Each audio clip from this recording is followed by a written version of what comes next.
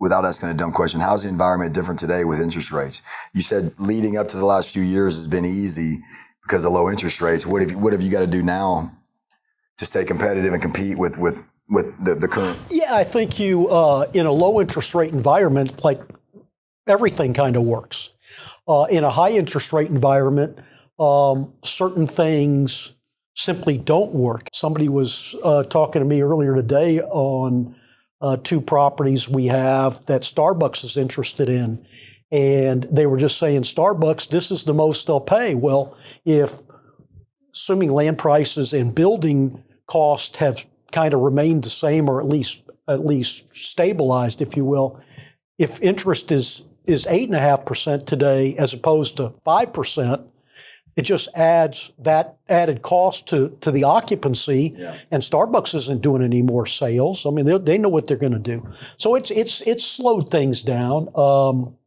I think in the financial realm is equity, and we don't raise money to do deals. It's just our money. But for those people out there raising money, do multifamily, for example, it's hard to find the money because people don't know which direction the market's moving in. They don't want to price something and find out 3 months from now that they left something on the table. So it is slowed the market down to some extent. Probably changed it because there's still a lot of construction and a lot of development going on. So, it's just... so what do? Do you wait? You wait, sure. And it's hard for a lot of people, including me, who are kind of deal people. I think it has caused maybe land prices to settle down a little. But even if the price of land comes down, okay, you still have the uncertainty of the interest rate environment. So even if you were to be able to buy something for less money, or the construction cost has settled down too, but you don't know what the interest rate environment's going to be, you kind of don't do anything until you can get a better grip on where the market's going. So it's hard to not, and who it's really hard on. And I started in this business 30 years or so ago, and made a conscious decision not to build a big organization. I wanted to just be about developing retail properties, and I wanted to, be successful at that. So we never had more people than I needed to have to do leasing and management and that kind of thing. But some of these big companies, particularly multifamily guys that have big organizations, they got to keep doing deals because a lot of what drives them are the fees that they charge, and on a development fee to pay this overhead. And so those are the people that are a little bit in a pickle because they either have to let people go or they, just stop. Stop. Yeah. Or I would say 50% of the work that we have done in the past 5 years has been large scale multifamily mixed use. Mm-hmm. And we had a number of projects. If they didn't have the land already closed, mm-hmm. and if they weren't already 50% into development, design development, sure. Then they stopped. Right. And it was hard just because they were in the same boat. They needed these projects to survive. And also their equity teams were looking on them to make the right decisions in order to make them, advantageous for that particular project so they can move on to the next one. But man, it's been hard. We were having this conversation earlier, and I would definitely want to dive more into your background and how you got started. But suffice it to say, you've been doing it for a while here in Houston, and so you've got more experience, you've got more wisdom, right? You're in a better position to take that kind of risk. Are you more comfortable taking the risk now? I mean, so if you're sitting on a deal where you own the land and you don't really know where interest rates are going to, do you feel more confident now?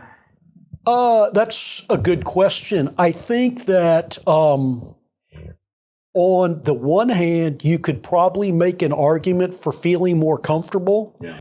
On the other hand, I think the dynamics of what's going on in the marketplace today are so different than 20 years ago. There's a certain uncertainty in it as well. I tell people all the time, I just remember back in the mid 90s when I started developing, is we would build a shopping center, and when we started construction, it would be about 50% leased, irrespective of the size. And by the time we were done, it'd be 100% leased. Well, that's not the dynamic anymore. I mean, it's just that probably half of our portfolio was credit tenants, and the other half were mom and pop, regional credit, we called it. We were like Slick Willie's biggest landlord. We had more Slick Willie's and lots of mattress firms, and Slick Willie's has gone from 22 units to 12. Mattress firm is a fraction of the size. In fact, one of the first leases I ever signed with the young guys that started Mattress Firm, who ultimately sold out. And so I think there's a level of confidence that I have because of my experience, but part of that thinking is also the fact that things have changed, and you can see how they changed.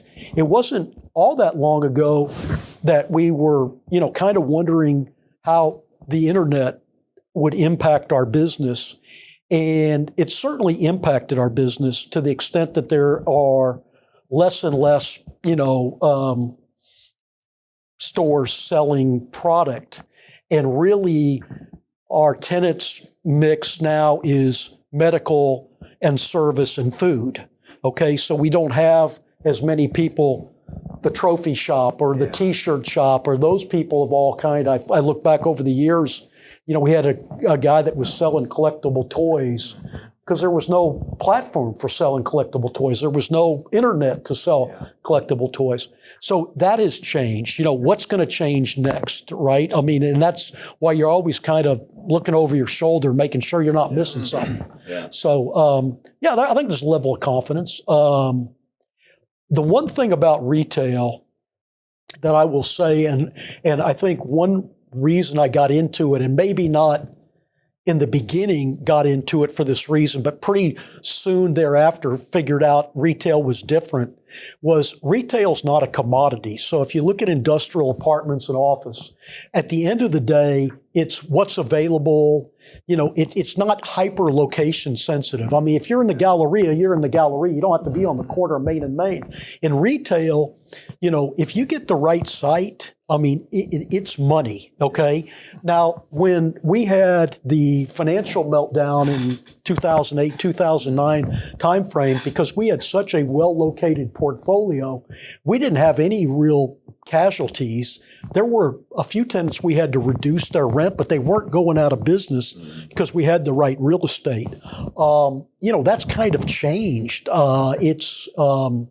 It has become more of a commodity because there's so many other influences on it, like internet and otherwise.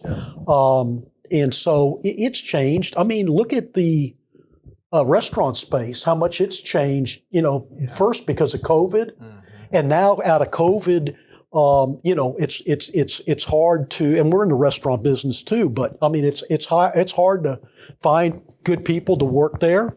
We had supply chain problems that have been, taken care of themselves over time, but for a while there were things you couldn't get. And as you guys all know, getting a permit to build anything. And so, it's like, I could honestly say if there's one thing that's changed is maybe my reluctance to do a project because I know the brain damage I'm going to have to deal with in trying to just get a permit. Yeah, so it's kind of, why put myself through that? There's a lot of developers that won't touch Austin because of how difficult it is to develop there. It's the give a shit factor has gotten really low, really low, and the standard response at probably every municipality you go to, TxDOT, the county, is we're understaffed.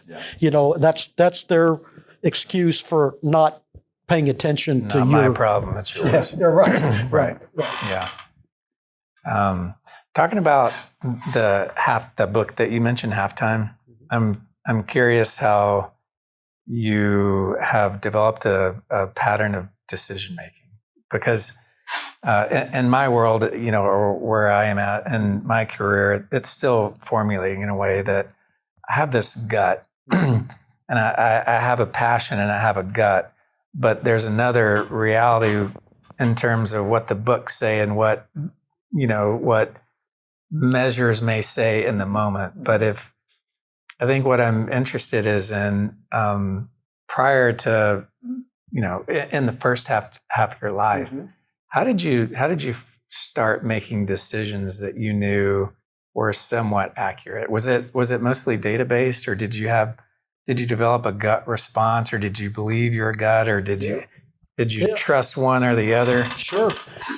That's a really great question. And I started in the business in 1983 out of the University of Texas. And I got the opportunity to go work for a fella named George Polidorus, was one of the many mentors I had in my life. And George was represented Church's Chicken.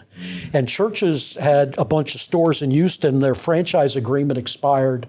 And whoever their franchisee was at the time converted all his stores to Kentucky Fried Chicken after. And so Church's didn't have a presence in Houston. So I was hired by George to do the Church's site selection. So I learned how to pick a site, and it was about visibility and access. And one of the things I learned from Church's was that you're always better off paying more to get the right location than trying to save $5 a foot and going around the corner where there are no customers. Yeah, okay. Sure. And so I was blessed to have that opportunity my first year in business. I did 35 Church's Fried Chicken deals my first year in business. I learned a lot. And then after we kind of got them built out in this market, I did fast food, site selection for fast food. And then I did for all different types of fast food. And then along the way, I just started applying site selection criteria, and it starts with access and visibility to retail. Yeah. And one of the things I learned in all of that was that, and it's kind of like you don't quite understand where other people are coming from because you see them make bad decisions, and we all make bad decisions. I make bad decisions. Thankfully, I didn't make too many bad decisions relative to my business, but it was literally, I had to walk away from some deals where the visibility and the access weren't right. Because I knew, or you go build a shopping center and you don't have enough parking for the food tenants you're going to have, but you go ahead and build that building that way, that size anyway. And then you wonder what happened because you should have known you didn't have enough parking. And it was simple things like that. So one, it was just my experience as it related to doing site selection, applying what I learned, doing site selection for fast food restaurants to the retail, paying more to get the right piece of property, making sure you had the right access, the visibility, the signage, all the things the fast food people that were important to them. And I tell people all the time, I said, at that time in my career, there were a bunch of guys doing exactly the same thing as I was doing. And I didn't know any more than anybody else. The difference between me and a few of my contemporaries was we were willing to take a financial risk that a lot of them weren't willing to do. And that's what separated us from, everybody else. In the I mentioned 2008, 2009, 2010 timeframe, in the midst of that, and Houston is, even though we're kind of competitors, we're really not competitors because we may compete for a site, but once I secure that location, it's my location, and I'm reaching out to the same tenants as everybody else on a different piece of property. We all know each other. A lot of us worked at Wolf & Company together. And I could tell you in 2008, 2009, when we had the financial meltdown, we would go to Carrabba's at Voss and Woodway, and we would have lunch together once a month. Yeah. And I promise you, the room was full of retail owners, and we probably represented 90% of the shopping center space in Houston. And we were talking about who was getting letters from Verizon that said, gee, because the economy, we're going to have to drop our rent by 50%. And they were sending that same letter to everybody. And we would all talk about that. And we worked through that together. Yeah. And so we do have that kind of rapport and that relationship, which is pretty amazing. Yeah. Maybe it's that way in other places. So really, it was, and then as I mentioned before, interest rates were low. You could build a center, and by the time you're finished, it was 100% leased. And that's what we did for all those years. It was everything that kind of fit in our box. We did for as long as up until really now. It only changed in the last few years between interest rates and cost of construction and everything. Right. In those moments where you felt like, okay, we're putting up our own equity. Everybody else is going in another direction. What was some of that in your mind? I guess what I'm trying to get at was there's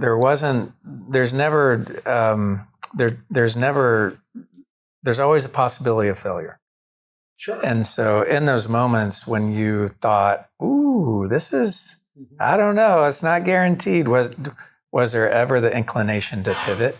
Or how did you stay true to what you thought your avenue was? Yeah. That's another good question. Very introspective, because I can tell you this. I never, ever didn't make money on a deal. And part of that was picking the right real estate. Part of it is I never outsourced anything that really mattered. Namely, the leasing. I always did the leasing myself. Yeah. I had a friend of mine, Frank Liu, who graduated from Rice same year I graduated from Texas, and started in the real estate business here. He's got Lovett Companies, big home builder, big developer, and still a great friend of mine. And one time he called me up because he'd started building shopping centers, and he said, Bobby, I'm having all sorts of problems. He said, why? What's the secret? And I said, Frank, you got to quit hiring brokers to do your leasing. You got to, not that you got to do it yourself, but you got to have your people in-house. You got to be able to see them every day. Yeah. It's not this send them a leasing report every 3 weeks. And so that was, part of it. I never, and the other thing is, I always had a plan. Okay. If you don't have a plan, I think also, if you go into the restaurant business and the deal goes sideways, it's all over. Okay. Yeah. At least in real estate, you still have the asset. Right. Okay. And I have a few times maybe pivoted in terms of what I was going to do with a piece of property. I was also, as part of having a plan, and also as part of kind of just how I wanted to build a real estate portfolio, I was always building as an investment. I was never a merchant builder. So everything I ever built, I built intending to keep. It was never I went into a deal to build it to sell it, because if the market goes sideways and you didn't have a plan to own and operate that shopping center, you're going to lose your tail. So that was part of it as well. Was we always built things with the long. Yeah. So that tells you that you picked the right site and you picked the right tenants. And I never ever.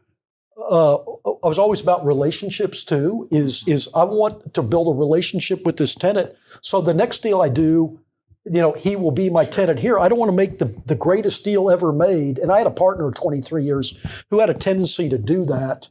But it was like, I want to make the best deal that I can make, and still have this guy be successful. And that was, and a lot of Slick Willies I mentioned before. There's only 12 of them now, and two of them are two of the locations leased for me, and one of them on Westheimer at Fountain View has been my tenant for 25 years. So I have a relationship with that owner. I can pick him up and call him up and say what's going on if there's a problem, and that's just how it ought to be. Yeah. Was there?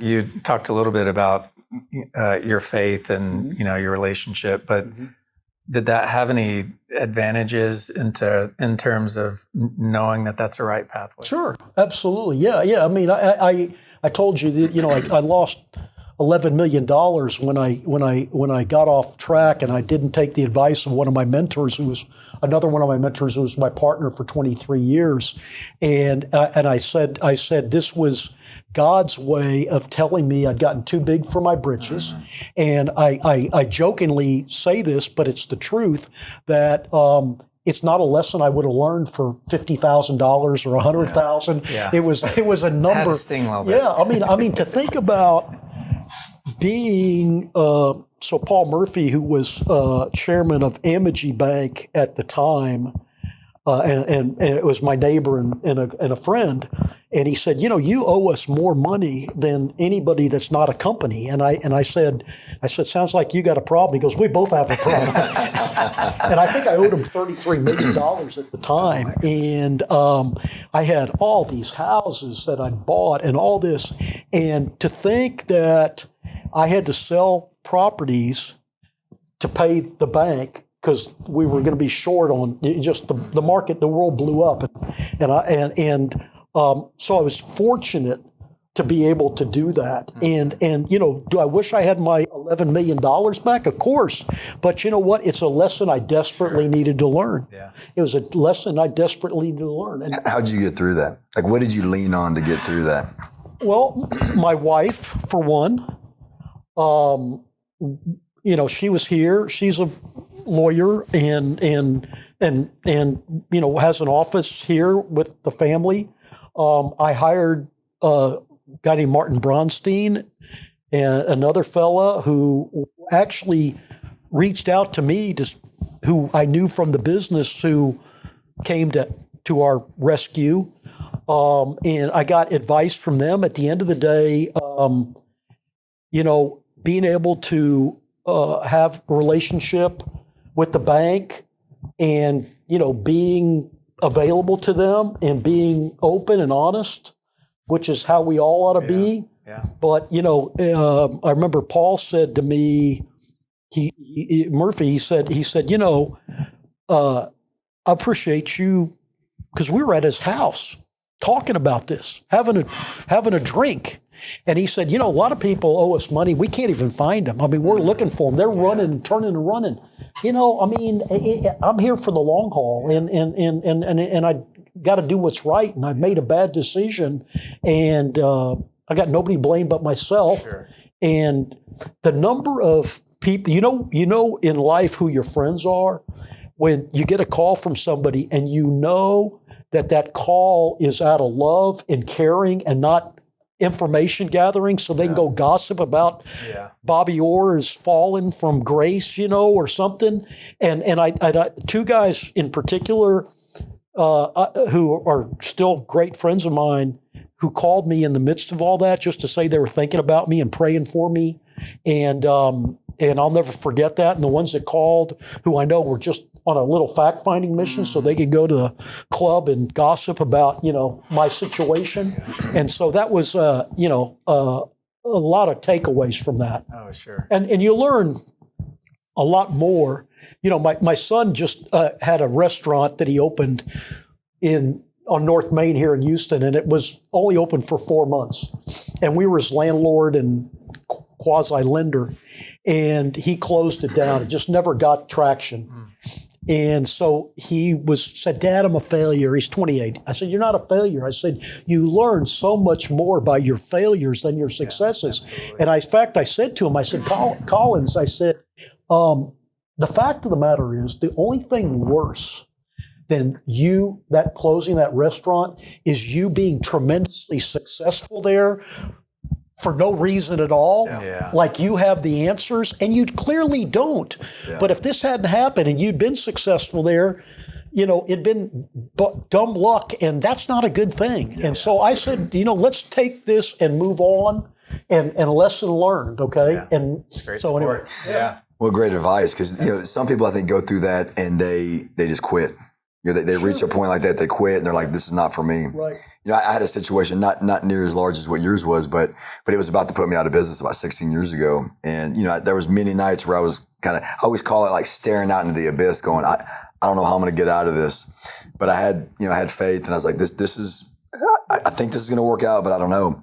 But that I had to go through that, sure. And then that galvanized me going forward, right? Because there's no way I was going to go back, not go back and try to do that again. Yeah. Did you feel the same way? Did you come out of that kind of galvanized? I think that, you know, I think there's so many takeaways from that experience that we've all had.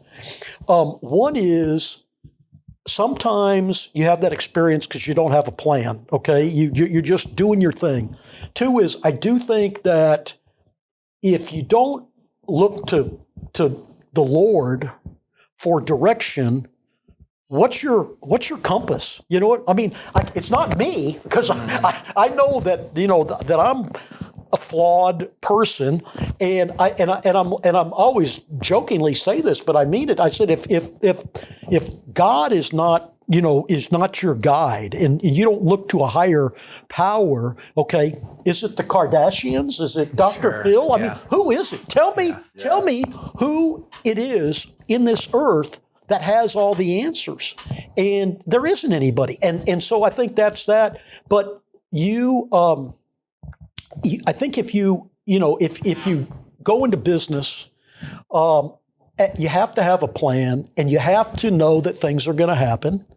I think that along the way, when you talk about pivoting, what I did in my life pivot-wise was quit being a procrastinator on any level. Yeah. So I just kind of developed this, what is the thing I want to do least today? And that's the first thing I did. You know, Admiral McRaven said in that famous UT commencement speech, he said, go get up in the morning, and the first thing you ought to do is make your bed, because that way, first thing in the morning, you've accomplished something. Yeah. And I had a chance to go hunting with him and listen to this guy. Was there when they were, took bin Laden out, and he's in the Situation Room with Obama and Hillary Clinton, and to listen to talk, but make your bed. You know what I mean? Yeah. I mean, accomplish something in the day. And then, pivoting is get rid of procrastination. Be willing to, don't ignore what needs to be dealt with. It's kind of like if you did everything right in building a shopping center, but you didn't do the leasing right, none of the other stuff matters. Yeah. I mean, it's, and so I always looked at every deal like leasing this shopping center is job one. Now, what do I have to do to get to that place? Because without the leasing of the shopping center, it doesn't have any value. Right. You can hire a great architect, a great contractor, but you've got to get that property leased. That's where the value is. Right. And it amazes me how many people don't look at it that way, but that's all that matters. So break it down formulaically and follow the pattern. Yeah. The other part of, I think my business success was I went into it, because you talk about where you pivot. Where I didn't pivot was I went into this, into my business saying, I'm going to hit stand-up doubles, and I want to do something that's scalable. I don't want to do a project and learn all these lessons to not have the opportunity to do it again. I mean, what's the point of that? Sure. And we did. We hit nothing but stand-up doubles. Every once in a while, we'd hit one up against the wall. Maybe we hit a home run every once in a while, but we never whiffed. Right. And you don't want to whiff, okay? That's what you don't want to do. Where did you get that discipline? I think that, when I made a decision, it's funny because I was sitting on the back porch of my little house in Briar Grove the night before I was closing on my first property. I was buying a piece of land that a friend of mine's family owned out at Westheimer and Highway 6. And they had this property forever, and they kind of had a beauty pageant to decide who was going to buy the first pad site that they were selling, and I won. Relationships have been everything to me, whether guys I went to Memorial with or Texas or in my fraternity or Second Baptist or Houston Country Club or whatever it is, relationships have been created more opportunities than I can imagine. But I'm sitting on the back porch of my house, in the little house in Briar Grove, and my wife's practicing law, and I maybe had $1,200 in the bank, and I was going to close the next day on a loan for $900,000, which back then you could borrow all the money to buy the land and build the building. Oh, wow. And my wife's sitting there, and she says to me, Bobby, she said, what are you thinking? What are you feeling? And she said, about this thing is kind of our big step. And I said, well, let me put it this way. I said, this story will have a very happy ending or a very sad ending. There will be nothing in between. And it had a happy ending. We built that shopping center, and we paid for it in 60 months. And I went into that deal saying, if I had $3,000 a month coming in that I wasn't having to work for, it would change my life. And 60 months later, we had it paid for, and we were making $23,000 a month. And that was the other thing that I never did, is I never took money out of a deal, until it was paid for or it was cash flowing. I mean, I had so many buddies who, when they had that shopping center making $23,000 a month, they said, I could keep making $23,000 a month and use that money to build more shopping centers, or I could sell it and buy that big boat. And I'm like, and some of them did it, and that was that. And I wasn't that guy, Yeah. So that first deal, I mean, was it pretty scary, that first, and what kind of pushed you into that first deal? So it's funny you asked that. I didn't think twice about it. I had all the confidence in the world. And my dad, who I mentioned to you, who worked his way through Harvard Business School, came down from Dallas and to see what I was doing. And he said to me, and I took him out there, and he said, how'd you put this together? He said, I borrowed $900,000 to build this shopping center. He said, why'd you do that? I said, well, I didn't have $900,000. And he said, Robert, he said, if this thing doesn't work out, he says, I can help you, but there's only so much I can do. And I always remembered that. And he never did have to help me, thankfully. But, I just had the confidence. I mean, I knew at the end of the day, it was about leasing. Mm-hmm. And so I knew I could get it leased. And we put TSO in there, and I think we put Mattress Firm in there. And then, they were kind of our credit. And then the rest we fill up with the mom and pops. Yeah. And that's just how we did it. And it was, I never got anxious about anything, Yeah. Your dad going through Harvard and your mom being in work for the CIA. Yeah. What did you take from that? Like, looking back at that now, like how did that inform your programming, what did you take from that? The only other time I ever did any public speaking relative to my business, I was asked by somebody in the office to speak at a commercial real estate function. And the first thing I said at that lunch was, I said, I had a mom and dad that loved me. They happened to, my mom went to Wellesley and happened to go work for the CIA. And my dad went to Harvard and got in the computer business in 1955 in New York City with Sperry Univac. The only company was making computers at the time. But most importantly, I had a mom and dad that were there for me all the time. And I won the lottery, I won the lottery. And I was talking to a friend of mine the other day about how lucky I was. And I said, well, you can kind of look at it two ways, because I said, I'm convinced that if God didn't hand me, the beautiful hand he handed me, that I wouldn't have been good if from a single parent home, or I wouldn't have been good. You know, I watch these people that get addicted to drugs and alcohol, and I said, I can't quit eating enchiladas. I mean, I can only imagine what it would be like to be on something really addictive. Yeah. And so, no, I got so lucky. You know, I just got so lucky. So, and my mom was really smart, and they both just passed away in the last 2 years. And I had them for a long time, and my dad was great, and they're just fantastic. Yeah. So now you've got some of your family working here. I do. How's that? How did you? You know, I enjoy it. You know, I mean, my oldest daughter works here, and she is like we were talking about. Our kids are all so different. My son's a big picture guy. And loves restaurant. He's the concept guy. He's the guy that comes up with, he's opened 2 restaurants, and then we have the Fajita Pizza investment and Zalat Pizza. But he loves doing the concept. He opened a place called La Viva over here in Garden Oaks in the last, since March 19th they opened.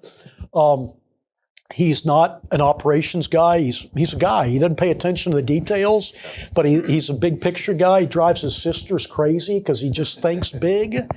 And then Jennifer, my oldest daughter, she is involved with us in our build for rent business, and she's the one that just gets things done and just a total joy to be around. And so I've been very, very fortunate. All my kids, the kids make, my kids are like, make us look like great parents, and we're not.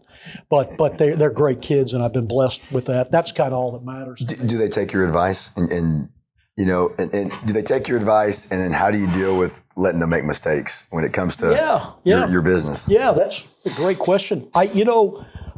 I think that they've seen how hard my wife and I work. And you got to understand, we were married 12 years before we even thought about having kids. So by the time the kids came around, we were in our early 30s. There wasn't any yelling and screaming going on. I had my business going. Charlotte was practicing law. And so I think we've led by example a lot. We haven't had to say a lot. I've never hit my kids. Probably only my oldest daughter in her whole life, and she's 31 now. Maybe we've had crosswords 2 times, and that's when she's called me out for saying something or doing something.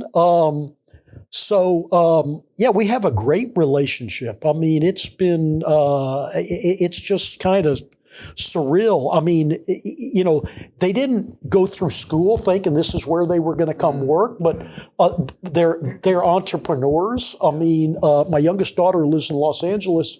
She's in the film. That's what she wants to do. Doing her own thing means nothing to her. To them, to the older 2, it means everything. So, and we're entrepreneurs. I mean, so it's great having them around. We have lunch together every day. I mean, it's great. Nice. I mean, I people are surprised by that, and I just how we are, because I know people will say to me or say to my wife, you have lunch with your husband just about every day, and it's amazing. It's amazing. Yeah. I grew up in a construction family. My father owned several construction-related businesses, but he was always saying, "I don't want you in this business. Yeah. I don't want you in this business. Go be a stockbroker or a lawyer." And I kind of went down that path in college, and then ended up turning back and starting a construction company. Mm-hmm. So now with my kids, I'm like, I don't really want them. Part of me doesn't want them to get into this business because, it's a tough business. Yeah. But then my youngest daughter has made a few comments about, what is that about? And and I'm like, well, maybe she's interested. And now I kind of want her. I'm like, oh, that would be amazing. I've got a daughter in design school in Arkansas. And I thought, if she ever wanted to come back and get involved, I think I'd really like that, so I don't know, but I'm not going to push them. I'm kind of like, well, if it's something that works out. Yeah, you can't. And I will say this. I mean, if you, so I have young people come just ask me for advice, okay? And we know how different they are today than when we were their age. But I can't help but ask a lot of them, what's important to you? And some of them will say making a lot of money. Yeah. And I said to him, I said, well, let me ask you a question. And they said, yeah. I said, if you want to make a lot of money, would you come work here for $1 million a year? And they, well, sure, I'd love to. I said, wait, I haven't told you what you have to do. You know, if you're, and this is a lesson I learned, you know, just kind of intuitively, but I said, no, for $1 million a year, you come in here once a year and your check's on the table, but I get to hit you in the forehead with a hammer. Okay? And I go, okay. And I said, well, let me ask you a question. How many years before it's not worth me hitting you on the forehead with a hammer? Is it like the second year you don't come in, or you say, well, I'll take another, because I could use another $1 million bucks. Money, that's and then, but maybe in about year 5, year 5, the whole year you're thinking about getting hit in the forehead with a hammer. And that's when you come in and want more money, or you say, no, enough's enough. It's a funny story, but in the last probably 10 years or so, as my buddies, kids graduated from college, a lot of them have come to work for their dads. Yeah. And I said, how are things at the office? He goes, not good. And I said, what happened? He goes, I had to fire my daughter. Oh. And I said, well, that's the downside of hiring your kids. Yeah. He goes, she was just such a bitch. We couldn't have her around the office. Wow. And so that's the downside. But no, a lot of us, particularly in real estate, have their kids working in the business. Yeah. And it's a lot of fun. Yeah, my kids, our son is 10, our daughter is 14. Our son has a very finance brain. Our daughter is a carefree spirit. And we could always see Rex, my son, going into, possibly taking over, maybe. Mm-hmm. But I always tell him, I said, architecture is a very difficult business to make money, Mm-hmm. So we would do that differently. And but it's interesting in a way, because you evaluate your business as you're doing it, mm-hmm. but you evaluate the opportunities that it could be mm-hmm. potentially as one mm-hmm. succeeds you or comes, mm-hmm. After you, in terms of what are those opportunities and how we can, carve that pathway or give that opportunity to do it a little bit different than I did. Yeah, I think in anything in life, again, if you have a plan, and the plan needs to include what you want your whole life to look like. Yeah. You know what I mean? It's like my dad traveled all the time, and he loved traveling. Okay, some people don't, or you start off thinking I can tolerate it.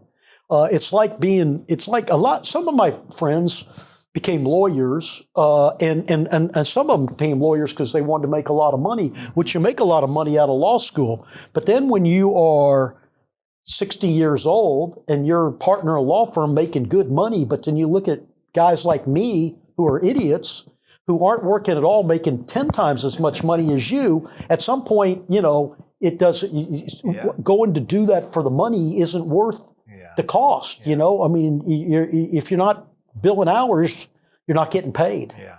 And so, Yeah. How do you stay effective? And because I've heard and I've talked to a lot of developers, and I get to see it from one side, and Mark and I've talked because you've seen it from the other side. But there's an ability to keep pushing and getting things, keep pushing the project along. Mm-hmm. Like how do you do that? That there's a special talent in there somewhere. I don't know if it's just grit, and maybe you'll say it's just grit. But what do you think that is for you? I think it's a skill that maybe you're born with. I think it's a skill that if you're not born with it, you develop it because you're trying to get to this place, and you're able to, based on your experience, know what is important, what's not important.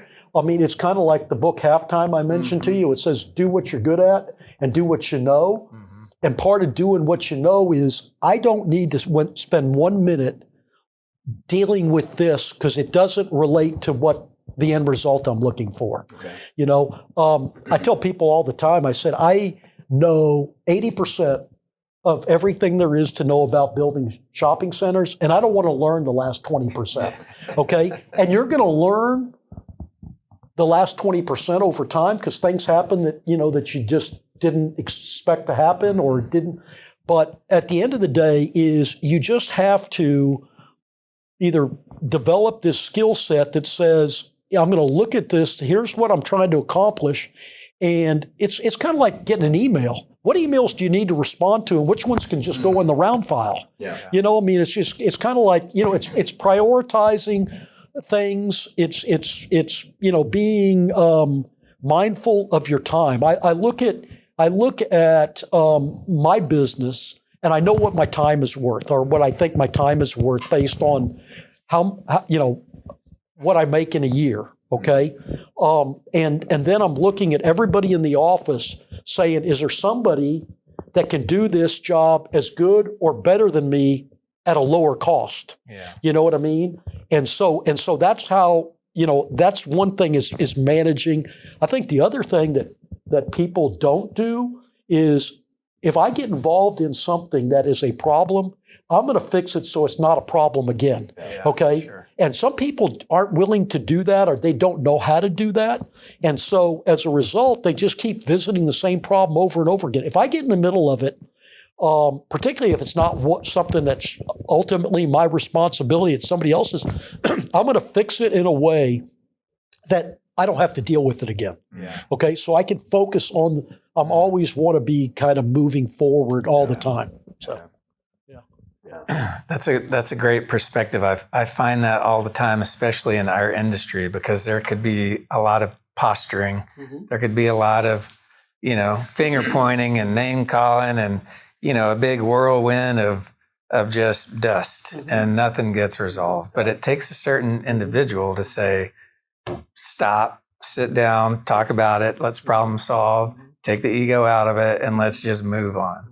And it's rare. It's a rare talent, I think, and I'm afraid that sometimes it's too rare. Yeah. Well, look, for example, in your business, if you continue to be the way you've been to us, is transparent and to the point, and responsive. It's sad to say that those qualities set you apart from everybody, because that's how everybody ought to be. But just be that way. And I tell my kids all the time, I said, your standard is excellence. Your standard is not what everybody else is doing. That bar is so low, okay?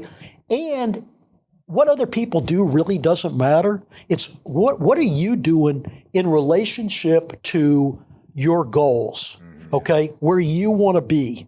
I'm a big believer in visualization. At the end of every year, I write down my goals for the year, and then I put them in the drawer, and I don't look at them. But since I've written, at the end of that year, the next year when I pull out that, I've accomplished everything on there. I don't have anything more that I want to accomplish in my business life. I mean, would I like to have more money? Yeah, but the reason I'm not going to have more money is because I want more money for the sake of more money. Not because I live in a 15,000-foot house. I have a $12 million house on Lake Travis, on 25 acres of land. I had a private airplane, I mean, none of that matters, I mean, what matters more are my family, my faith, having my kids working here, and my friends. And I got a call from a fraternity brother yesterday morning in Midland whose dad passed away, and who I've been friends with him for 45 years. The fact that his dad died that morning, and I'm one of the guys that he called, is like, tell me what's better. That he could call me and share that with me, and I could share it with all of our other friends. And so, if you want to look at what's most important in life, that call is more important than making $1 million. Okay. And if you think $1 million is worth more than that, then I think you need to kind of look at your your priorities in your life. Because money doesn't buy happiness, okay? Some of the most miserable people I know are the ones with a lot of money, particularly the ones that didn't earn it, Yeah. So, at what part of your life, first half, second half, if you are in your second half, don't know that, did you realize that exactly? I think I kind of knew it all along. Yeah. Because I would see kids or people that, had things I didn't have growing up because my dad wouldn't buy me a car. I mean, all my friends got cars when they were 16 except me. I was washing dishes at the Holiday Inn over here on I-10 in Bunker Hill. Yeah. And boy, I was pissed. Yeah. And my dad bought me a car when I went off to college. But I think I could look at people and see what they had and see that they didn't have joy in the things that they had. I saw people, particularly in college, who had a lot of money, and I knew that people were paying attention to them just because they had a lot of money, and not because people liked them otherwise. So I think I just kind of had an awareness. I mean, I don't know what that was from. Yeah. But anyway, it's very rewarding to be successful in life. And some people, we're all different, and sometimes people just never get to that place. You see it, and so. But yeah, no, I think I just was aware for some reason. I don't know why. Yeah. Well, I'll apologize in advance for the cliche question, but if you could go back and talk to 46-and-a-half-year-old Bobby, what would you tell him to focus on? Oh my God, my marriage. Okay. I would. I think I've been a great dad. I've been a marginal husband, and that's probably being generous. That's probably, a regret. I don't have a lot of regrets. I think when you talk about, kind of how we are maybe wired, is for some reason I always was mindful of what I did, and in certain situations I said to myself, this could go sideways and maybe I shouldn't do it.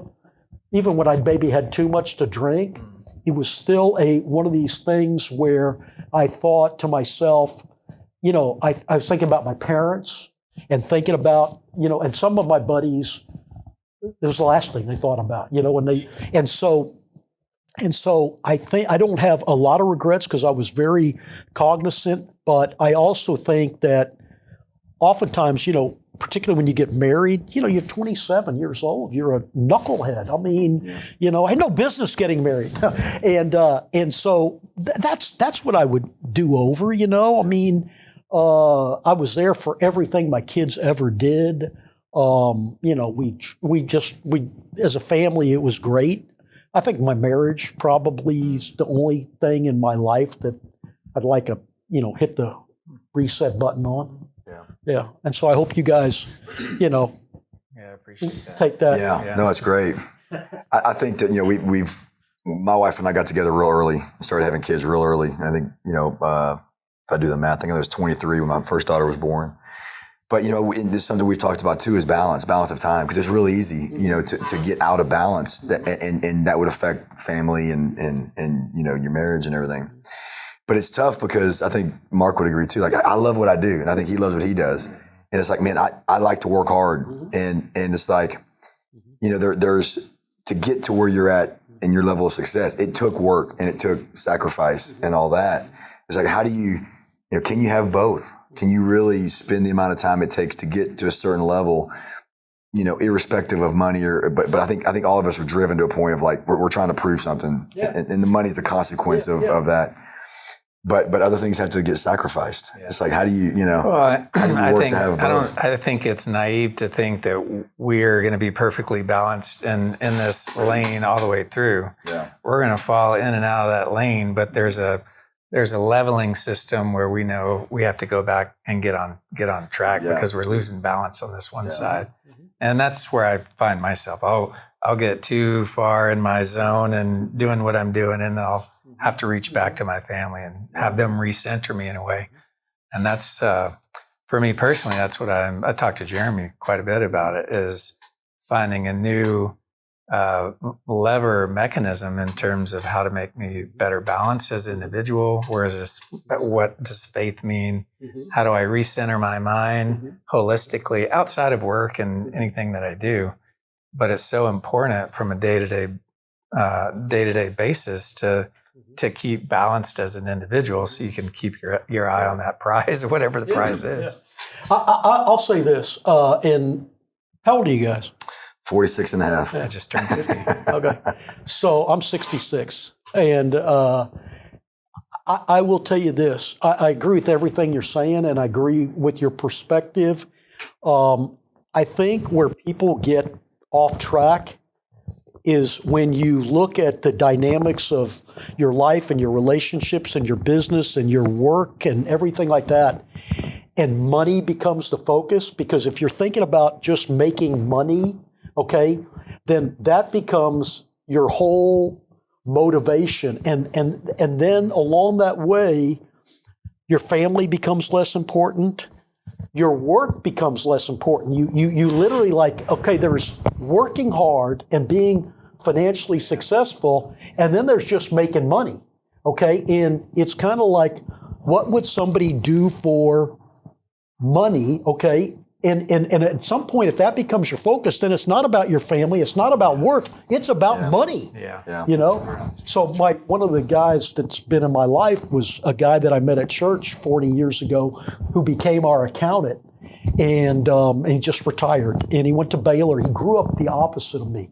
His dad was a Baptist missionary in Japan, and he came back to the United States and went to Baylor, and then we met at church, and he's just a great guy, a man of faith and all this. And we have another mutual friend of ours who's on the radio, who's a financial advisor, very, very successful guy. And because of that, the fellow on the radio will get calls from people that have won the lottery, because the only person they know that has any is this guy on the radio. That his name's Steve Drake. And so anyway, Steve has worked with 12 different lottery winners, and Mark has done the accounting for these 12 different lottery winners. And so I had lunch with Mark, and we don't talk about this often, but now that he's retired, but literally all 12 of those people that won the lottery that called Steve, who then they did the accounting work for, and they all took the lump sum payment, right? And Mark makes sure they pay their taxes. You ask Mark and Steve, well, how'd those 12 stories end? They all ended terribly. Yeah. Not half of them. I'm talking about all 12. In fact, one of these guys was from the Woodlands, who was featured on 2020 or Dateline, who won all this money, left his wife, bought everybody in his family a Corvette, met a new girl, blew through all his money for all this time, ends up going back to his wife hat in hand. She won't take him back. He ends up killing himself, okay? Wow. And I'm just like, if you think money buys you happiness, okay, I mean, it doesn't. So I think, if you, in the context of not losing sight of what's important, and being, money is great and it forges, but money you have to have earned, and money can't. It's got to be like you suggested. It's got to be a byproduct of your hard work and your effort, and so I always laugh because I talk to people at Christmas time in Houston. River Oaks, neighborhood is all decorated, and people over the years have gone crazy. It's gotten so bad now that just traffic's horrible and all this. And I'll talk to people that go through there that maybe, don't know people that live in River Oaks, and like, oh, I'd love to live in that house, and I would love to have a house like that, and I would love, people drive by my house at Christmas. I said, let me tell you something. I know everybody that lives over there. I said, let me tell you, every other house is the last house you'd ever want to live in. I mean, it's sad. You know what I mean? It's just people. It's sad. Money does not buy happiness. Yeah. And we have a culture that it's all about money. Sure. So yeah, absolutely. So what are you excited about now? I think we got I kind of got out over my skis in this restaurant business, and let it get away from me. But as I tell my wife, I said, in my defense, I got into it to be successful. I didn't get in it to invest, loan my son all this money. But unwind that. I think that I want to give back. I'm involved in we want to build this homeless shelter here in Houston, like they have in San Antonio, called Haven for Hope. So I'm very involved in with those guys. And we're going to start our fundraising part, but we've been programming it for the last 6 months or so. That's kind of what I'm, I want to give back. I still love politics, I think it's important what happens in Harris County, and so I'm involved in really getting out the vote. I kind of have whittled all the things that I've been involved in politically down to just building a platform to get people to vote, and take back our county from these left-wing nut jobs who are running things and giving away money and causing people not want to work and everything else. So don't get me going. That sounds like a lot of work, a lot of opportunity there. Yeah, but it's like anything in life and in business. If you love doing it, it's easy. I mean, it would be the last thing that some people would want to do, but it's just what I want to do. You know. And, well, it sounds like it's all about the relationships too, right? Sure. And that's where that lies with you deep down. It's all about that. Yeah. It's got to be. I mean, I think the one thing that I learned working on this homeless project, and the team's been to San Antonio several times, and we brought in wonderful people in Houston. The biggest problem in homelessness with the homeless population is there's no community. I mean, there's nobody there that they can even talk to.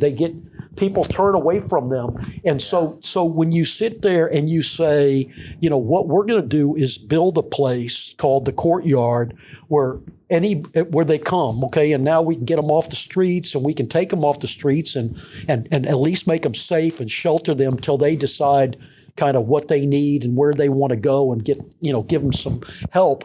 But at the end of the day, what that's all about is community. And I just want to be part of the community that helps these people. And there go, except for the grace of God, there goes me, right? And it could be any of us. I mean, and so I think that's what we're called to do. And, are we going to solve the problem? No. Yeah. But our goal ought to be to solve the problem. Yeah. And I think that, if you are blessed, you're commanded to give back and serve others and serve God and serve others and then serve yourself. And most people in our society today serve themselves first, and they don't even know who God is. Big problem. We got involved with Mobile Loaves and Fishes in Austin. Yeah, sure. And we before that it was such a rewarding project, just personally and in terms of a level of understanding and a level of giving back in a way that I didn't quite understand. And it was particularly interesting because we had, prior to that moment, we had done several mixed-use communities, multifamily communities, and we touted something different in a way that it was experiential from a community perspective, and we wanted to try to figure out what makes a community, right? And then how to set it apart from the other one, from the neighbor. Right. Therefore, creating a story that maybe would be attractive to people. But so when we got involved in Mobile Loaves and Fishes, it wasn't about what we were doing, but it was about how effective their community operated. And it was just that. It was, it was about giving back. It was about serving. It was about serving the community. And it was about finding opportunity within there of how do they find jobs? How do they find a level of importance, level of individuality, and all of these things, which really is a community. It's not about the shell or the building or the eye candy or all the other stuff. Right. It's everything in between that was really fascinating to see. Yeah. And so we learned a big lesson in terms of what our give to certain projects could be. Did you do that as a company, or We did? Yeah. Our office did a lot of some of the built work there. Yeah. Yeah, I mean, it's kind of like, I mean, and you could take that same experience and do it as a family, okay? I mean, it's like show your kids that how lucky they are, how blessed we are, and I remember my youngest daughter, our house flooded during Harvey, and in the midst of all that, my wife gets a call one afternoon from the counselor at school. To say that Kelly, our youngest, had gone in for counseling, that she was traumatized because her house flooded. Okay, now she's still living in her house on the second floor, and we already got people working there and all this. And Charlotte told me that the counselor called. Kelly was traumatized. I said, I'm going to get her in my car, and I'm going to drive her some parts of town where she can really be traumatized. Yeah. I mean, she has nothing to be traumatized about. Yeah. And so exposing your kids to that, and I mean, there's so many takeaways from that experience. It's like one is how blessed you are. The other is how about let's not make it about you all the time. Yeah. You know what I'm saying? You know, I mean, it's like you and I were talking about social media, and it's like I've got 30,000 friends on Facebook, but I feel lonely. You know what I mean? That's not a friend, okay? I mean, but that's what people think a friend is. And so, no, I think those are such valuable experiences. Well, we do go back as a company, and we bring our kids annually to do a give back. So we'll go build or clean or do whatever. But what's really one of the takeaways is the sense of joy and pride that everybody has there. And that's really rewarding for my kids to see, because they can get caught up in the best game or the whatever they're doing and all the shiny things. But to see that other side of this is a very simple life, and these folks are very prideful about the porch that they just swept, because that means something that they gave back, right? There's a sense of value in that system that is really, yeah. No, it's a must. It's a must. I mean, I think if you are not involved in things like that, you've got a void in your life. I mean, you've got all these other things that and it gives you perspective. It gives you a point of reference. It humbles you, and there's so many lessons that come out of that. And I'm convinced that there's no problem that as a community we couldn't come together and fix, okay? I mean, but people are going to have to get out of their comfort zone. Yeah. They're going to have to, like, tonight's the night that you're going to go do this instead of watching American Idol for the 500th time. You know what I'm saying? I mean, it's all that. And but as we were talking, is some people just never get to the place where there is the hierarchy of needs, and people need food and shelter, and some people never get to a place beyond that. But if you get beyond that, then I think you're commanded to give back and do something for somebody other than yourself. So. Well, guys, we've reached just over an hour. I want to. Oh, perfect. Oh, good. I want to say thank you. We had lunch, and we found out we've got some mutual acquaintances, and I reached out to them and I asked them about you, and they all had really great things to say about you. Randy Wiley, Randy Wiley, Jamie Weaver. Yeah. They all said you were very impactful in the community, and had, like I said, had a lot of positive things. So, and I know what they're talking about now. So I appreciate you. I thank you for the time. Thank you. It's my first time meeting you, and this is really insightful. This was good. I mean, God bless you guys, and just keep up the good fight, and we're gonna have our moments where we got doubt and we got uncertainty, but you guys that are business for yourself and spirit filled and good dads and husbands, we got to step up. We can't be quiet, and we got to if it's kind of like one time I said to somebody, when I first started in this business, in fact, I think it was my wife, I said, somebody needs to own all these shopping centers. Might as well be me. Somebody's going to own them. Yeah. And somebody, we all have to step up. I mean, if we don't, nobody's going to. I mean,